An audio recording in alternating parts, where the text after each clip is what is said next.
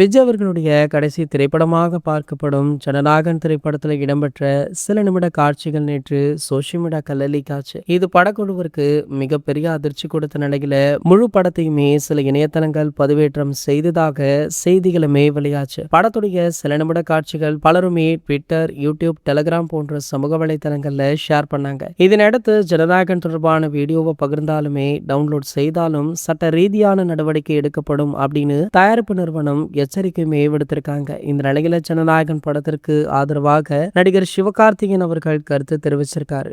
ஒவ்வொரு திரைப்படமுமே ஆர்வத்தோடும் ரத்தத்தோடும் 100க்கும் மேற்பட்டோருடைய வேர்வையில் தான் உருவாகுது. எனவே பைரசியை தவிர்த்து விடுங்கள். படம் தியேட்டருக்கு வரும் வரை காத்திருங்கள். இதற்கு யார் காரணமோ அவங்க கண்டிப்பாக தண்டிக்கப்பட வேண்டும். திறமை உள்ளவர்களை மதியுங்கள், கடின உழைப்பை மதியுங்கள், சினிமா துறையை மதியுங்கள் அப்படின்னு பதிவிட்டிருக்காரு.